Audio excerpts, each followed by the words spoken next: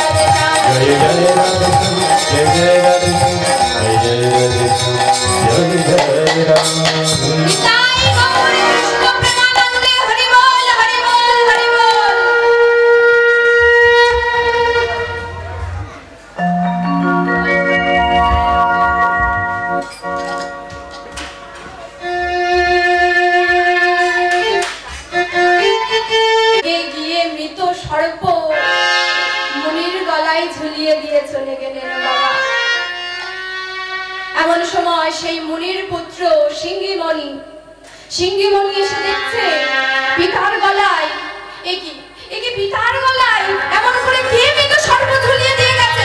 কার এত বড় সাহস? কে এত বড় অনাচারে করে গেছে?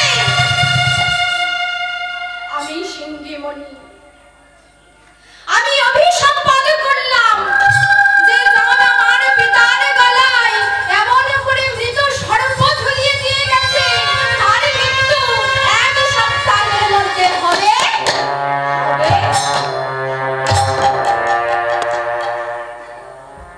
সেই রাজা পরীক্ষিত অভিসম্পদ পেলেন 1 সপ্তাহের মধ্যে মৃত্যু হবে। ভক্তমণ্ডলী, ভক্তিমতী মায়েরা, আমাদের কিন্তু এই 1 সপ্তাহের মধ্যে চলে যেতে হবে, তাই না? এই সপ্তাহে 7 দিনের মধ্যে আমাদেরও একটি দিনে চলে যেতে হবে। আর সেই দিনটি যে কবে আসবে আমরা কেউ জানি না। সেই দিন আমাদের এই দেহটা পড়ে থাকবে, কিন্তু আমাদের এই প্রাণ পাখিটা আর থাকবে না এই দেহের মধ্যে। তাই রাজা এমন একটা অভিসম্পদ পেয়েছে, রাজার কানে খবরটা পৌঁছে গেল। যেমনই শুনেছে সে অভিসম্পদ পেয়েছে, মহারাজ ভেঙে পড়েছে। কিভাবে আমি মুক্তি পাবো এই অভিসম্পদ? কিভাবে আমার মুক্তি হবে?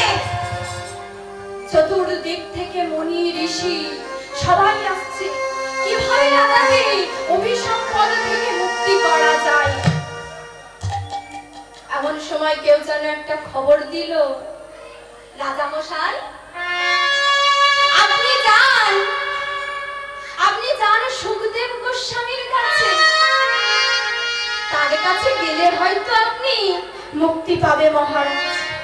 তাই মহারাজ কি করেছে না, সেই সুখদেব গোস্বামীর কাছে গিয়ে 1 সপ্তাহ দিবারাত্রি অনাহারে অনিদ্রায় কীর্তন শ্রবণ করলেন বাবা। আর এমনই ভাবে কীর্তন শ্রবণ করার ফলে সেই মহারাজ পরীক্ষিতের মুক্তি হয়ে গেল। তাই মা, আজকে আপনারা মহারাজ পরীক্ষিতের আসন গ্রহণ করে বসে আছেন, আর আমি যেখানে দাঁড়িয়ে আছি এটা হলো সুখদেব গোস্বামীর আসন। আর আমি তো সেই সুখদেব গোস্বামী নই। আপনাদের কতটুকুই বা সুখ দান করতে পারবো সেই ক্ষমতা আমার মধ্যে নেই বাবা। তবুও শাস্ত্রে বলেছে গুরু কৃপাহি কেবলম। গুরু কৃপা থাকলে নাকি সব কিছু সম্ভব। তাই গুরুর কৃপায় আমি যতটুকু লাভ করতে পেরেছি, গুরুদেবের কাছ থেকে আমি যতটুকু পেয়েছি, আজ আপনাদের চরণে নিবেদন দেব। সকল ভক্তমণ্ডলী ও ভক্তিমতী মায়েরা, আজকে আমাদের আস্বাদনের বিষয় নিত্যানন্দ লীলা বা নিতাই গৌরের মিলন। এই লীলার মধ্যে হয়তো আমার অনেক বহু ভুল ত্রুটি হবে। আপনাদের ঘরের মেয়ে আমি নিজ নিজ গুণে নিজ নিজ কন্যা সম মনে করে আমায় ক্ষমা করবে। তাই মা, আসরিতে বৈশায় আছে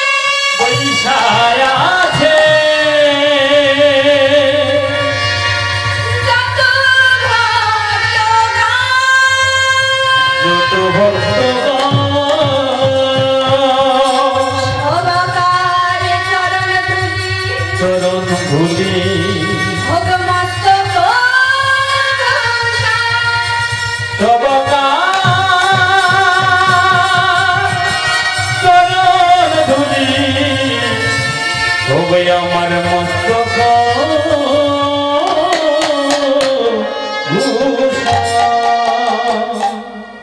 আপনারা নিজ নিজ গুণে নিজ নিজ কন্যা সম মনে করে চরণ ধুলি দিয়ে আমার মস্তকে আশীর্বাদ করুন। এই অধমার মস্তকে আশীর্বাদ করুন, যাতে দুটো কৃষ্ণ কথা, দুটো হরি কথা আমি আপনাদের শোনাতে পারি। আজ বলছে চারিবেদ সরদর্শন করিয়া যে অধ্যয়ন চারিবেদ সরদর্শন করিয়া যে অধ্যয়ন চারিবেদ সরদর্শন করিয়া যে অধ্যয়ন চারিবেদ সরদর্শন করিয়া যে অধ্যয়ন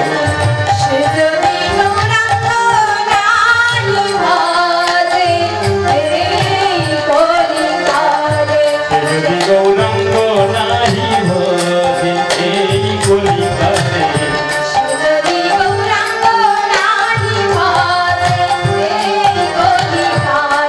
গৌরাঙ্গ নাহি ভজে এই কলিকালে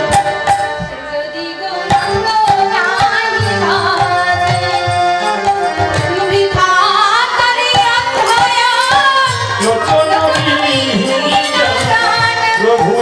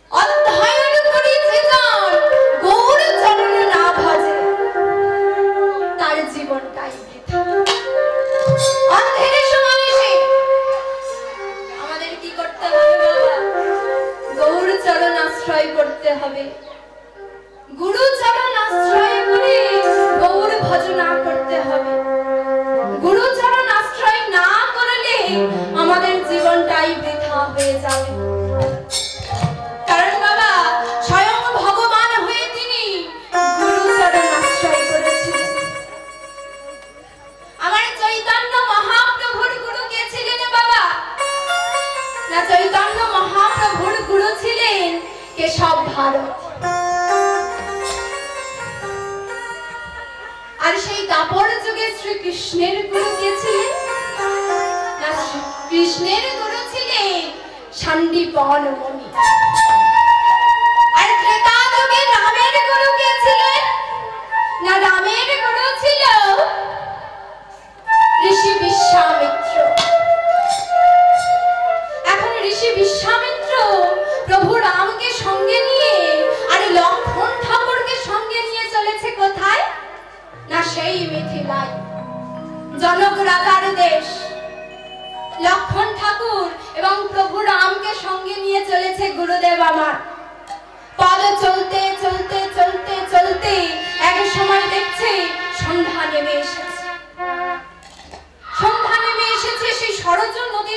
এসে পৌঁছেছে। সন্ধ্যা নেমে এসেছে, তাই সেই নদীতে মাঝি নাই। মাঝি না হলে যাবে কি করে? তাই কি করেছে না, গুরুদেব আমার বলছে, রাম রাম শোনো রাম, আজ রাত্রিটা আমরা এখানে বিশ্রাম নেব, আর কাল প্রভাতে আমরা আবার যাত্রা করব। তাই গুরুদেব আমার সবাইকে সঙ্গে লয়ে বিশ্রাম নিচ্ছেন। প্রভু রাম আমার কি করছে বাবা?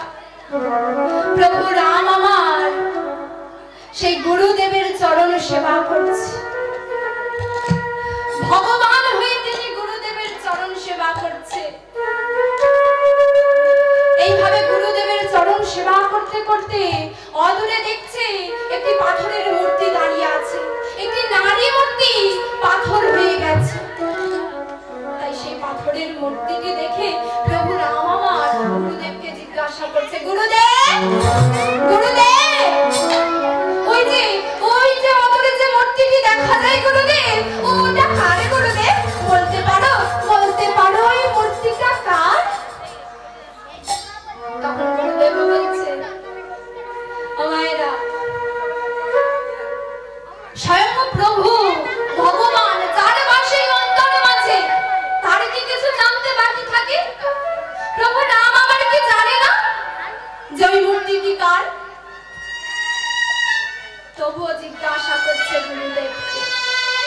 কেন না, গুরুদেবকে বড় করবার জন্য, এই জগতে দেবকে শিক্ষা দেবার জন্য। তাই গুরুদেবকে যেমন জিজ্ঞাসা করেছে বাবা, গুরুদেব বলছে, রাম তুমি জানো না রাম, ও হলো অহল্যা, গৌতম মুনির স্ত্রী অহল্যা। গৌতম মুনির অভিশাপে গৌতম মুনি অভিসম্পদ করেছিল, তাই আজ ওইভাবে পাথর হয়ে আছে। তখন রাম বলছে, গুরুদেব ওর মুক্তির কি কোনো উপায় নেই গুরুদেব? তখন গুরুদেব কি বলছে জানেন মা? বলছে, রাম ওই অহল্যা মুক্তি পাবে তোমার চরণ স্পর্শে। অহল্যার মুক্তি হবে রামের চরণ স্পর্শে। প্রভু রাম আমার চমকে উঠেছে। কি বলছেন গুরুদেব? আমার চরণ স্পর্শে ওই অহল্যা মুক্তি পাবে? না গুরুদেব না, শুনেছি সতী রমণী, আর ওর মুখে আমার চরণ স্পর্শ করলে আমার পাপ হবে গুরুদেব। না গুরুদেব, আমি পারবো না, গুরুদেব। আমি ওই অহল্যা রঙ্গে আমার চরণ স্পর্শ করাতে পারবো না। তখন গুরুদেব বলছে, রাম তুমি এক কাজ করো, ওই অহল্যাকে তুমি 3 বার প্রদক্ষিণ করো, দেখবে অহল্যা মুক্তি পেয়ে যাবে। তাই রাম বলছে, হ্যাঁ প্রভু এটি আমি পারবো। তাই প্রভু রাম আমার চলেছে সেই অহল্যা মূর্তিকে প্রদক্ষিণ করতে। এমন সময় গুরুদেব আমার কি করেছে না, পবন দেবকে স্মরণ করেছে। পবন দেব, পবন দেব, পবন দেব, শোনো পবন দেব, তুমি চলে যাও ওই অহল্যা মূর্তির কাছে। আরে প্রভু রাম যখনই মূর্তিকে প্রদক্ষিণ করবে, ঠিক তখনই তুমি ওকে অহল্যার উপরে ফেলে দেবে। তাই প্রভু রাম আমার যেমনই অহল্যাকে প্রদক্ষিণ করছে, পবনদেব আমার এমন প্রলয় সৃষ্টি করেছে, এমন বায়ু, এমন প্রলয় সৃষ্টি করেছে না প্রভু রাম আমার সেই অহল্যার উপরে পড়ে গেছে। আরে রামের চরণ স্পর্শে অহল্যা মুক্তি পেয়ে গেল। তাই অহল্যা আজ প্রভুর চরণ দেখে জড়িয়ে ধরে কাঁদছে, প্রভু প্রভু গো, তুমি আমায় এমন আশীর্বাদ করো প্রভু, এই অভিসম্পদ যেন আমি জনম জনম পাই। তুমি এমনই আশীর্বাদ করো দয়াময়, এই অভিসম্পদ যেন আমি জনম জনম পাই। যে অভিসম্পদের গুণে তোমার চরণ পাওয়া যায়, স্বয়ং প্রভু রামের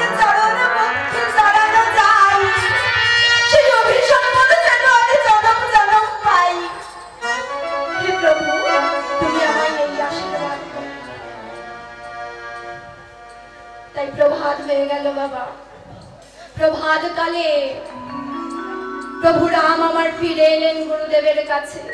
এবার গুরুদেব দেখছে একটা মাঝি আসছে, কে না মাধব। তাই গুরুদেব আমার ডাকছে, মাধব মাধব পার করে দাও, মাধব পার করে দাও, পার করে দাও মাধব, পার করে দাও, পার করে দাও মাধব, পার করে দাও। আর ঘাটাতে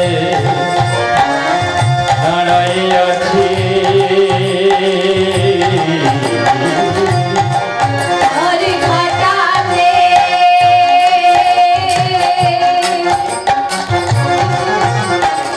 দাঁড়াইয়াছি, আর ঘাটাতে দাঁড়াইয়াছি। পার করে দাও, আমাদের পার করে দাও মাধব, পার করে দাও, পার করে হে মাধব।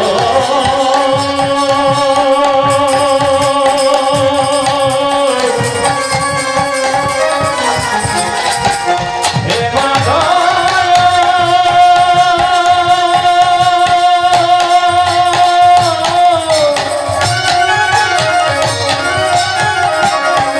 তুমি যে পারের গঙ্গাজি,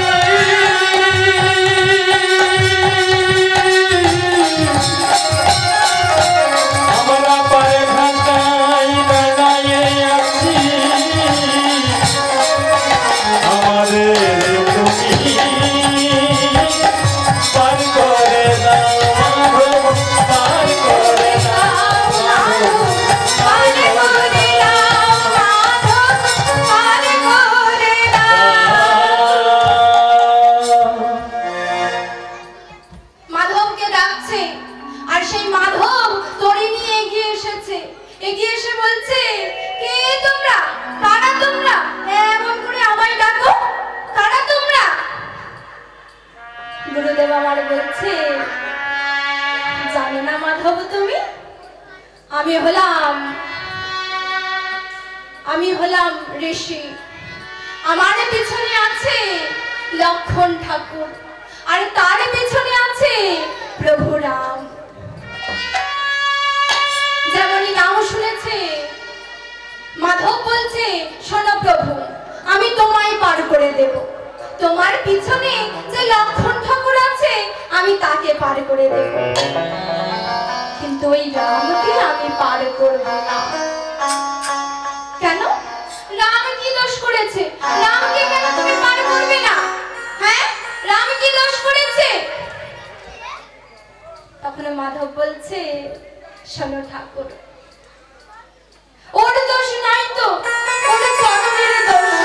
কেন জানো দয়াময়?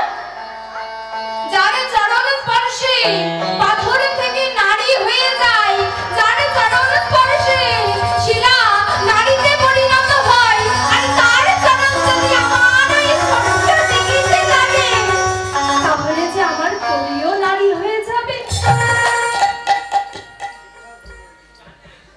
মাধব বলছে, না ঠাকুর, আমি পারবো না। তবে তবে একটা শর্ত আছে। রামকে আমি নিয়ে যেতে পারি, তবে একটা শর্ত আছে। কি জানো ঠাকুর? ওই রামের চরণ দুখানি ভালো করে ধৌত করে নিতে হবে, তবেই আমি রামকে নিয়ে যাব। না হলে আমি রামকে নিয়ে যাচ্ছি না। আগে রামের চরণ ধুইতে হবে, তারপর আমি রামকে নিয়ে যাব। তাই এ কথা শুনে প্রভু রাম আমার চলেছে চরণ ধৌত করতে। এমন সময় মাধব বলছে, দাঁড়াও ঠাকুর, আমি তোমার চরণ ধুইয়ে দেব। তুমি কেন যাবে? আমি তোমার চরণ ধুইয়ে দেব। ভক্তমণ্ডলী, ভক্তিমতী মায়েরা, বাবারা, কেমন ভক্তি দেখুন, কেমন করে ভগবানের চরণ স্পর্শ করছে, ভগবানের চরণে লাভ করছে। দেখুন বাবা, বলছে আমি নিজ হাতে ভগবানের চরণ প্রভু রামের চরণ ধুইয়ে দেব। তুমি বসো এখানে রাম, আমি এক্ষুনি যাব আর আসবো। তাই মাধব চলেছে সেই সরজু নদী থেকে জল আনতে। তার এই দুটি হাতে করে যতবার জল তোলে ততবার তার হাত থেকে জলে পড়ে যায়, যতবার জল তোলে ততবার পড়ে যায়। তাই মাধব কি করেছে না, প্রভু রামের কাছে গিয়ে নয়ন জলে কেঁদে কেঁদে প্রভু রামের চরণ দুখানি ধুইয়ে দিচ্ছে। কত সুন্দর করে কেঁদে কেঁদে প্রভুর চরণ দুখানি ধুইয়ে দিয়েছে বাবা। চরণ ধুইয়ে দিয়ে মুছিয়ে দিয়েছে সুন্দর করে, মুছিয়ে দিয়ে বলছে, ও রাম, রাম শোনো রাম, আমি তোমার চরণ তল দেখবো। দেখি তোমার চরণ তল দেখাও, দেখি তোমার চরণে আর কোনো ধুলি কোনা লেগে আছে কি, দেখি তাড়াতাড়ি তোমার চরণ তল দেখাও। রাম মনে মনে ভাবছে, কত মনি ঋষি শত শত বছর তপস্যা করে আমার এই চরণ তল দর্শন করতে পারে না। আরে মাধব কিনা বলছে আমার চরণ তল দর্শন করবে। মাধব বলছে, ও ঠাকুর দেরি করো না, সন্ধ্যা হয়ে গেলে কিন্তু আমি আর পার করাবো না। সন্ধ্যা নেমে এলে আমি আর পার করাবো না। বাবা, আমাদের জীবনটাও কিন্তু ঠিক তেমন। আমাদের প্রভাত কাল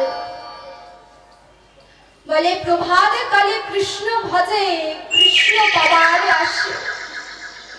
আরে মধ্যাহ্নতে কৃষ্ণ ভজে আসে কি না আসে। আরে সন্ধ্যাকাল অর্থাৎ আমাদের জীবনে বৃদ্ধাকাল। এই সন্ধ্যাকালে কৃষ্ণ ভজে জমেরই তরাস। তাই সেই সন্ধ্যা হয়ে গেলে কিন্তু আমাদের আর পার করাবে না। তাই যা করতে হবে আমাদের সকাল সকাল করতে হবে, সন্ধ্যা নামতে দিলে কিন্তু হবে না। তাই এখানে মাধব বলছে, ও ঠাকুর সন্ধ্যা হয়ে গেলে কিন্তু আমি আর পার করাবো না। তাই মাধবের কথা শুনে প্রভু রাম আমার কি করেছে, চরণ তল দুখানি দেখাচ্ছে। প্রভু রামের চরণ তল দর্শন করে মাধবের আর বুঝতে বাকি থাকলো না যে স্বয়ং প্রভু এসেছে। ভক্তমণ্ডলী, ভক্তিমতী মায়েরা, এবারে রাম মনে মনে ভাবছে, এইবার মাধব কি করবে। আরে মাধব মনে মনে ভাবছে, আমি যখন প্রভুর চরণ তল দর্শন করেছি, আমি যখন প্রভুর চরণ স্পর্শ করেছি, তাহলে একটি বার আমি ওই প্রভুকে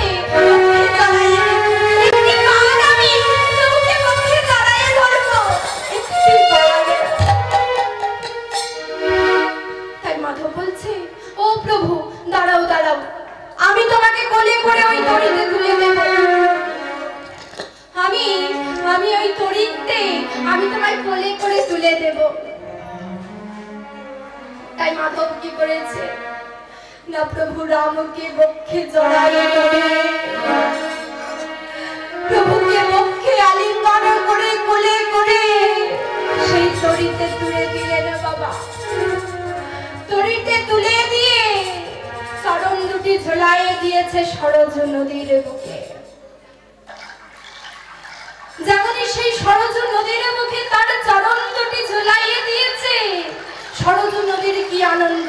প্রভুর চরণ তলে দর্শন পেয়েছে, প্রভুর চরণ তলে স্পর্শ পেয়েছে, সরজু নদীর আর আনন্দ ধরে না। আর কি সরজ থাকতে পারে, আর কি সরজ থাকতে পারে, সরজ থাকতে আর কি সরজ থাকতে পারে।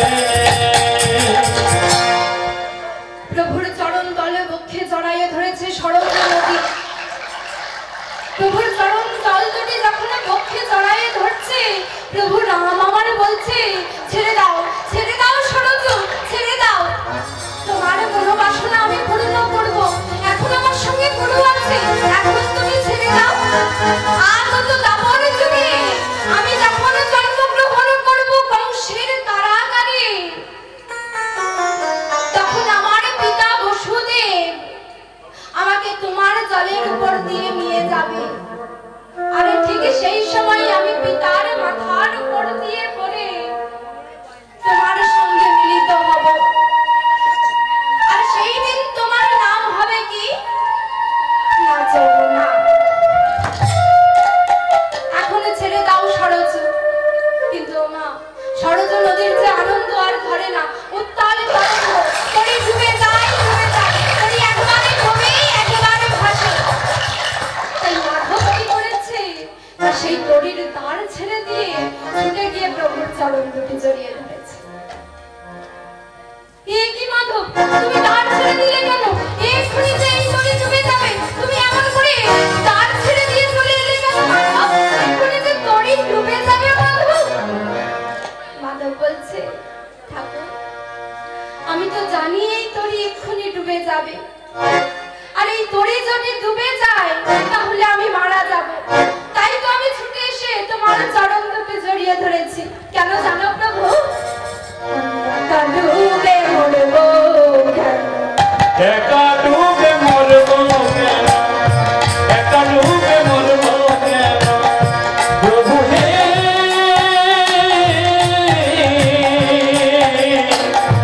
একা ডুবে মরবো কেন, একা ডুবে মরবো কেন। চরণ ধরে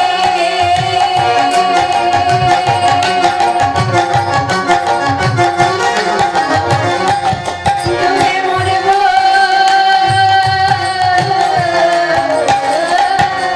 তোমার চরণ ধরে আমি ডুবে মরবো, চরণ ধরে ডুবে মরবো। তোমায় চরণ ধরে আমি ডুবে মরবো, একা ডুবে মরবো কেন, একা ডুবে মরবো কেন প্রভু হে।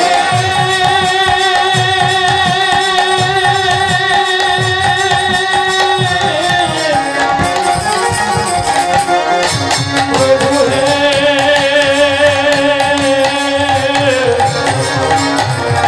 ওরে দয়া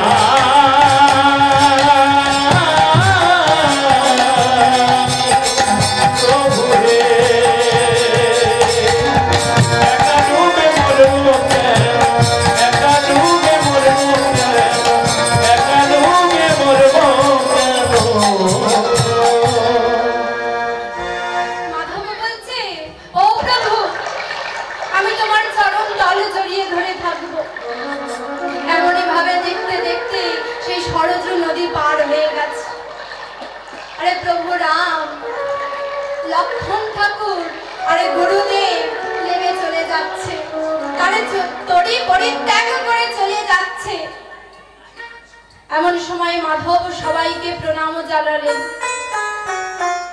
প্রণাম জানিয়ে যেমনই পিছনে তাকিয়েছে, দেখছে তার তরি স্বর্ণ তরি। তাহলে ভক্তমণ্ডলী, ভক্তিমতী মায়েরা, এখানে গুরুর কৃপায় অহল্যার মুক্তি হয়ে গেল। গুরুর কৃপায় মাধবের স্বর্ণ তরি হয়ে গেল। তাই গুরু চরণ আশ্রয় করলে আমাদেরও মুক্তি হয়ে যাবে, এতে কোনো সন্দেহ নেই। তাই আমাদের কি করতে হবে? গুরু চরণ আশ্রয় করতে হবে। তাই তো একদিন বিলে রামকৃষ্ণ ঠাকুরকে জিজ্ঞাসা করেছিল, ও ঠাকুর, ঠাকুর বলো, ও ঠাকুর, বলবে তো? সবাই বলে গুরু চরণ আশ্রয় না করলে নাকি ভগবানকে পাওয়া যায় না। তুমি তো সব সময় মা মা করো। আচ্ছা বলো তো ঠাকুর, গুরু চরণ আশ্রয় না করলে আমাদের কি হবে? তখন রামকৃষ্ণ ঠাকুর আমার বলছে, ওরে মিলে চল চল আমরা নদীর ধার থেকে ঘুরে আসি, চল তুই আর আমি নদীর ধার থেকে ঘুরে আসি চল। তাই দুজনে মিলে গিয়ে দাঁড়িয়েছে নদীর ধারে।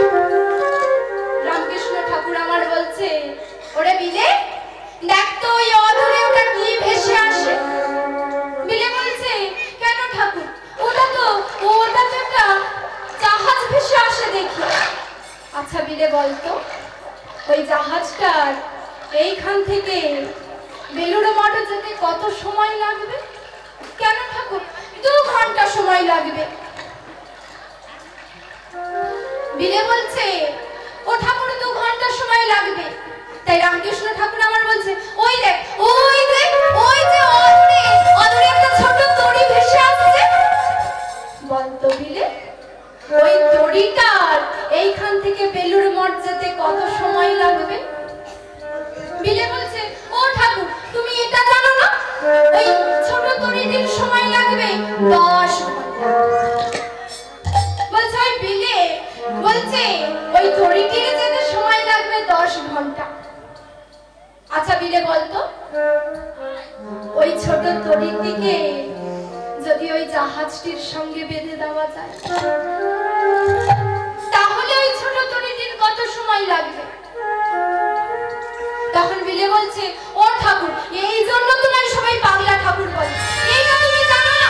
আরে ওই ছোট তরিটিকে যদি জাহাজটির সঙ্গে বেঁধে দেওয়া যায়, তাহলে জাহাজে যত সময় লাগবে তরিটির কাছে তত সময় লাগবে। এটা তুমি জানো না ঠাকুর? ঠাকুর বলছে, ওরে শালাই, আমি তো জানি, কিন্তু তুই তো জানিস না রে। গুরু হচ্ছে ভজন যোগ্য দেহ, ওই জাহাজ স্বরূপ। গুরু হলো ভজন যোগ্য দেহ, আর শিষ্য হলো ওই ডিঙ্গি স্বরূপ ভজনবিহীন দেহ। ভজন যোগ্য দেহের সঙ্গে যদি ভজনবিহীন দেহ বেঁধে দেওয়া যায়, গুরুর সঙ্গে যদি শিষ্যের মিল হয়, তাহলে গুরুর যতটা সময় লাগবে ভগবানকে আশ্রয় করতে, ভগবানকে পেতে, শিষ্যেরও কিন্তু ঠিক তাই সময় লাগবে। তাই আমাদের কি করতে হবে? গুরু চরণ আশ্রয় করে ভগবানকে ভজনা করতে হবে। তাই তো একটা গান আছে রামকৃষ্ণ ঠাকুরের, কি বাবা, ডুব ডুব ডুব ডুব সাগরে আমার মন, ডুব ডুব ডুব সাগরে আমার মন, ডুব ডুব ডুব ডুব সাগরে আমার মন, খোঁজ খোঁজ খুঁজলে পাবি হৃদয় মাঝে বৃন্দাবন, খোঁজ খোঁজ খোঁজ খুঁজলে পাবি হৃদয় মাঝে বৃন্দাবন, খোঁজ খোঁজ খুঁজলে পাবি হৃদয় মাঝে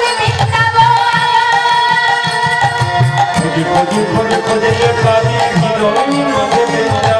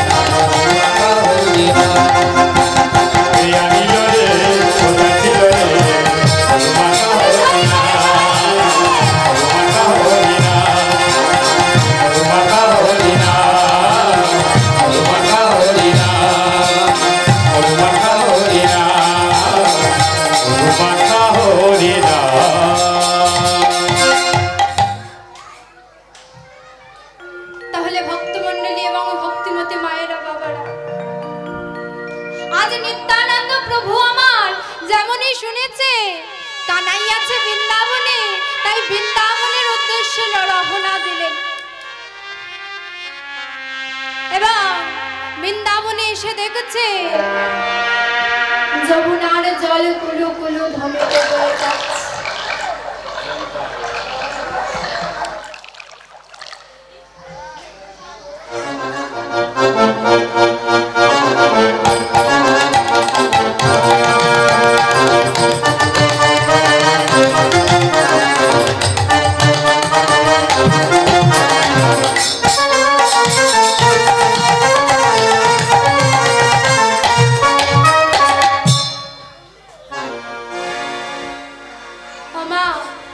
সেই বৃন্দাবনের মাটিতে উপস্থিত হয়ে দেখছে যমুনার জল কুলু কুলু ধ্বনি করে বয়ে যাচ্ছে।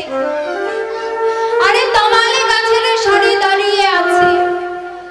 নিতাই চাঁদ আমার তাদের উদ্দেশ্যে বলছে, ওরে তোমরাও কি আমার মতো কানাই হারা হয়ে আছো? বলো না, তোমরাও কি আমার মতো কানাই হারা হয়েছো? এমন সময় সেই রাধা কুণ্ডের তীরে স্নান করতে এসেছে মাধবেন্দ্রপুরী। মাধবেন্দ্রপুরী নিতাই চাঁদকে দেখে বলছে, তুমি কি জানো না? ও ঠাকুর, তুমি কি জানো না? কি জানবো, বলবে তো। আরে জানো না তুমি কি?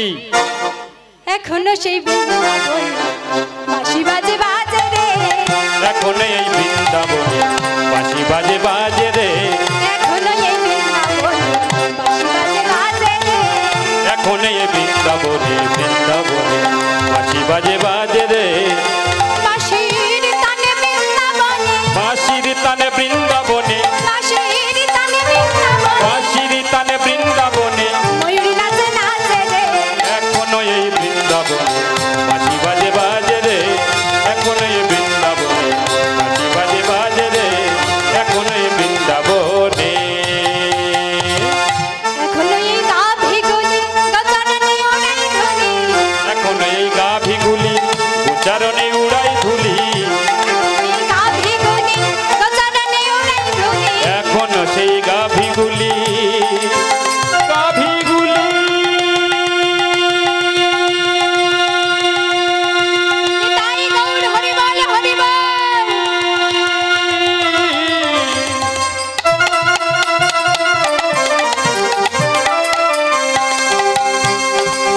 গাভী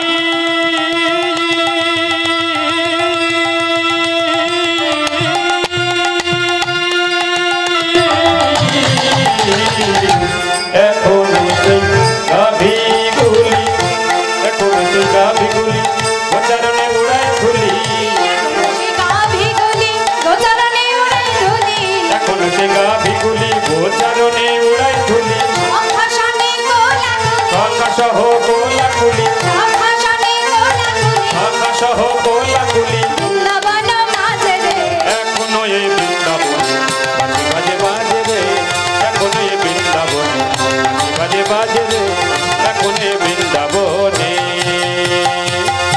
এখনো এই বৃন্দাবনে সুখসারি দুহ জানে, এখনো এই বৃন্দাবনে সুখ সারি দুজনে, এখনো এই বৃন্দাবনে সুখসারি দুহ জানে, এখনো এই বৃন্দাবনে সুখ সারি দুজনে, বৃন্দাবনে বসে তারা, বৃন্দাবনে বসে তারা, বৃন্দাবনে বসে ওই তারা, বৃন্দাবনে বসে তারা, রাধা কৃষ্ণ বলে রে, এখনো এই বৃন্দাবনে বাজে বাজে রে, এখনো এই বৃন্দাবনে বাজে বাজে রে, এখনো এই বৃন্দাবনে।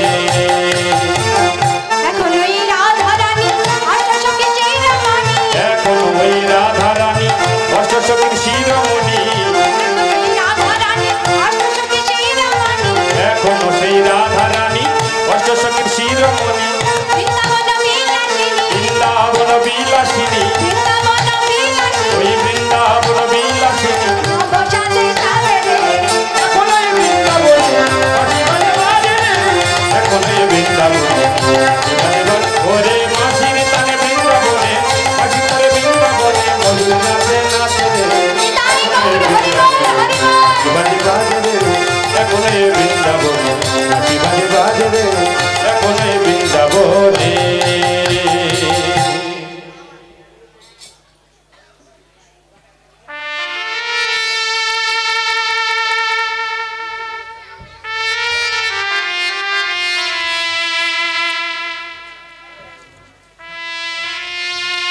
বলছে ও ঠাকুর তুমি জানো না এখন ওই বৃন্দাবনে বাঁশি বাজে।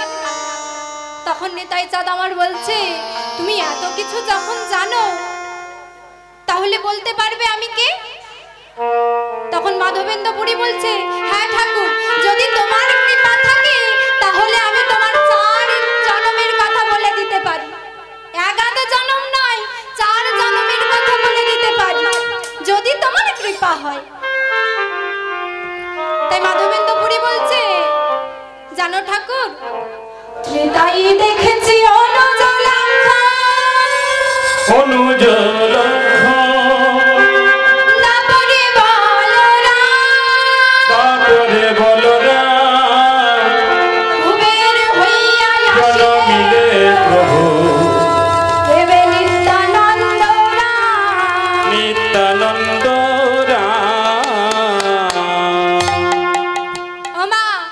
কটি জন্মের কথা বললো?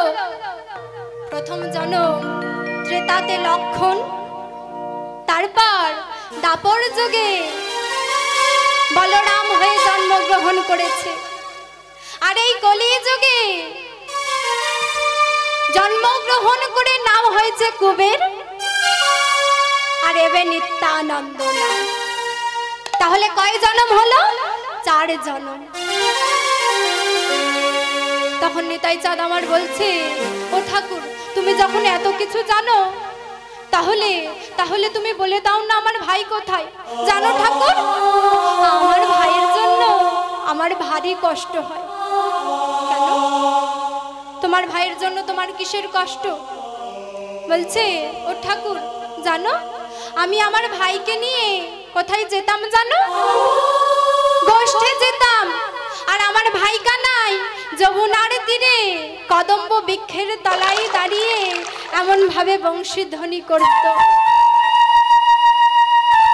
আরে ঠিক সেই সময় যমুনায় জল নিতে আসতো যত ব্রজ সুন্দরীগণ, আর এই ব্রজ সুন্দরীগণ আমার ভাই কানাইকে দেখে কি বলতো জানো ঠাকুর? বলতো ও কানাই কানাই রূপেতে ভোমরা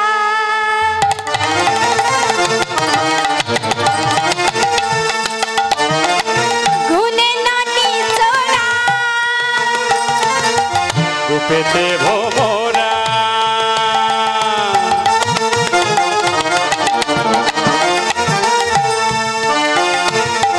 গুণে ননি চোরা,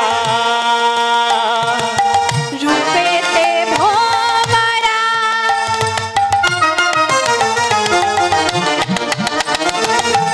গুণে নানি চোরা,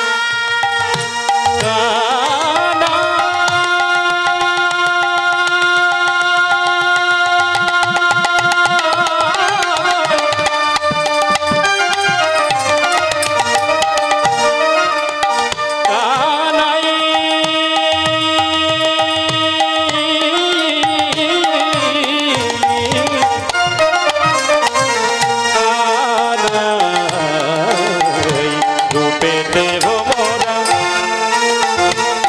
গুণে ননি চোরা, ধনেতে ধবলি বসতি গাছে, রূপেতে ভোমরা গুণে ননি চোরা, ধনেতে ধবলি বসতি গাছে, ভোমরা গুণে নানি চোরা, ধনেতে ধবলি বসতি গাছে, রূপেতে ভোমরা গুণে ননি চোরা, ধনেতে ধবলি বসতি গাছে। ঠাকুর জানো ঠাকুর বলতো যত ব্রজ নারী, বলতো যত ব্রজ নারী, বলতো যত ব্রজ নারী, ওরা বলতো যত ব্রজ নারী, ঝিঝি কানাই এত কালো, ওরা বলতো যত ব্রজ নারী,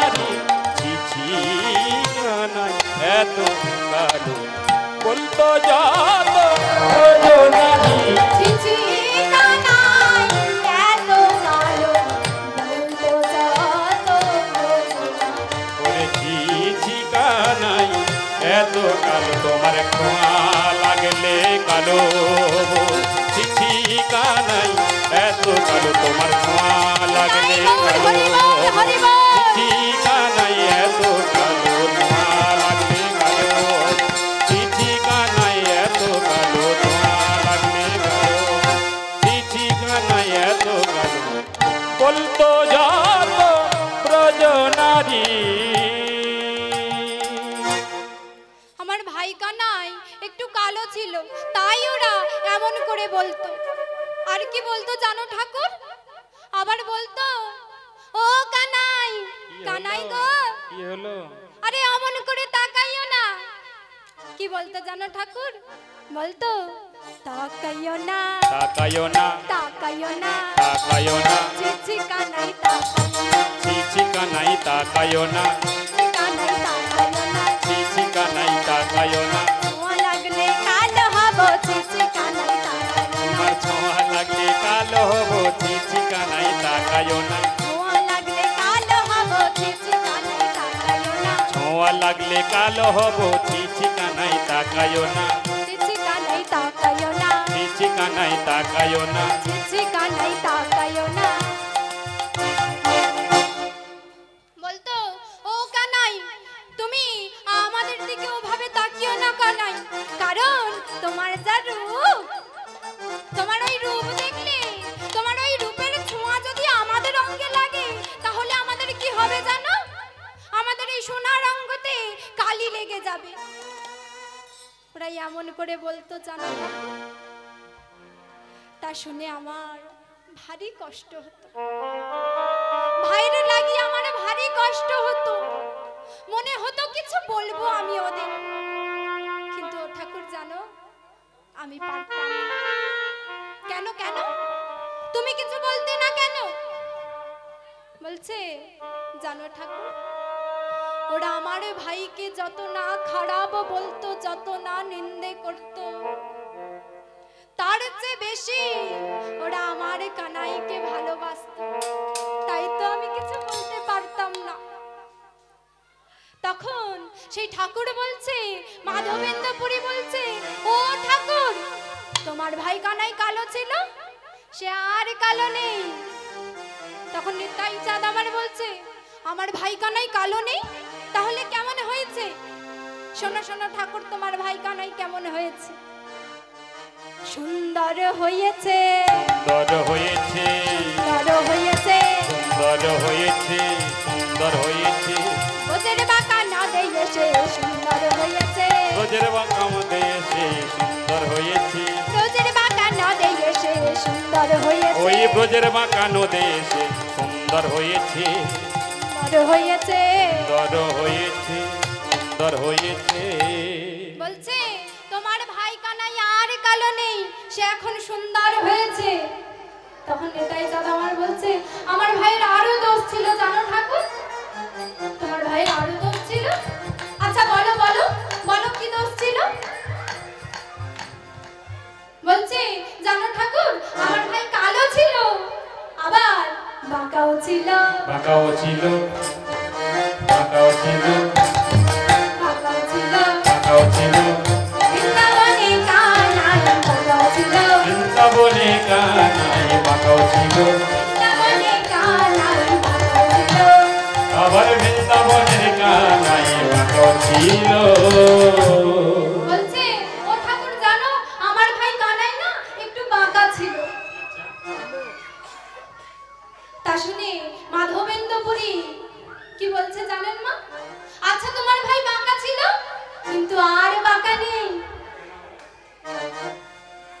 ও মা, বাঁকা কেন হয়েছিল? শ্রীকৃষ্ণ আমার কেন বাঁকা হয়েছিল? না সেই গোলক বৃন্দাবন ধামে আগে সখী ছিল, যার নাম ছিল বিরজা। সেই বিরজা প্রতিদিন প্রভুকে পাবার আসে কাঁদত, নয়ন জলে ফেলত, প্রতিদিন প্রভুর জন্য নয়ন জলে ফেলত। তাই একদিন প্রভু আমার সেই বিরজার কুঞ্জে গিয়েছিল। আর বিরজার কুঞ্জে দাড়ি করে কাকে রেখেছিল বাবা? না, দাড়ি করে রেখেছিল শ্রীদামকে। শ্রীদামকে বলেছিল, শ্রীদাম, আই শ্রীদাম, তুই আমার একটা কাজ করে দিবি শ্রীদাম। শ্রীদাম বলছে, বল শাখা বল, কি কাজ? তাই শ্রীকৃষ্ণ আমার বলছে, শোন শ্রীদাম, আমি বিরজার কুঞ্জে যাব বিরজার মনোবাসনা পূর্ণ করবার লাগি। আর তুই বিরজার কুঞ্জের দাড়ি হয়ে থাকবি। আমি বিরজার কুঞ্জে যাব, তুই বিরজার কুঞ্জে দাড়ি হয়ে থাকিস। কাউকে ঢুকতে দিবি না, এমনকি আমার রাধা রানী এলে তাকেও ঢুকতে দিবি না। শ্রীদাম বলছে, বেশ বেশ প্রভু, আমি ঢুকতে দেব না, কাউকে ঢুকতে দেব না। এই বলে শ্রীকৃষ্ণ আমার বিরজার কুঞ্জে প্রবেশ করলো বিরজার মনোবাসনা পূর্ণ করবার লাগি। এমন সময় সেই খবর পৌঁছে গেল শ্রীমতী রাধা রানীর কানে। শ্রীমতী রাধা রানী আমার এই কথা শোনা মাত্র ক্রুদ্ধ হয়ে ছুটতে ছুটতে আসছে, বিরজা, বিরজা, বিরজা, তুই আমার প্রাণনাথকে তোর কুঠিরে বন্দী করেছিস? তোর এত বড় সাহস? এমন ভাবে শ্রীমতী রাধা রানী ছুটতে ছুটতে আসছে, এসে দেখছে শ্রীদাম, শ্রীদাম দাঁড়ে দাঁড়িয়ে হয়ে আছে। শ্রীদামকে বলছে, সরে যা শ্রীদাম, সরে যা, দাঁড় ছেড়ে দে। শ্রীদাম বলছে, না রাধা রানী, আমি যে দাঁড় ছাড়তে পারবো না, প্রভুর আদেশ, আমি দাঁড় ছাড়তে পারবো না। এমন সময় শ্রী গোবিন্দ আমার অন্তর মাঝে জানতে পেরেছে, অন্তর মাঝে জানতে পেরেছে শ্রীমতী রাধা রানী দ্বারে এসেছে। তাই কি করলেন না, বিরজাকে একটি নদী করে দিলেন, আরে নিজে একটি বিষধর সর্পরূপ ধারণ করে সেই নদীর মাঝে ফোনা তুলে দাঁড়িয়ে রয়েছে। আর এদিকে রাধা রানীর শ্রীদামের সঙ্গে কথা কাটাকাটি চলছে। শ্রীদাম বলছে, না রাধা রানী, না, আমি তোমাকে ভিতরে প্রবেশ করতে দেব না রাধা রানী, তুমি যাও না। আর শ্রীমতী রাধা রানী বলছে, ওরে শ্রীদাম, তুই যা, দাঁড় ছেড়ে দে শ্রীদাম, আমি ভিতরে প্রবেশ করব, তুই দাঁড় ছেড়ে দে। শ্রীদাম বলছে, না রাধা রানী, আমি দাঁড় ছাড়তে পারবো না। এমন সময় রাধা রানী কি করেছে না, সেই শ্রীদামকে ঠেলে সরিয়ে দিয়ে সেই কুঠিরের মধ্যে প্রবেশ করে দেখছে একটি নদী বয়ে গেছে, আর তার উপর একটি বিষধর সর্প। তা দেখে মহাভাব রাধা রানী, তার আর বুঝতে বাকি রইল না যে ওই নদীটি হলো বিরজা। আর শ্রীকৃষ্ণ আমার কি করলেন না, সর্পরূপ ধারণ করে আছে।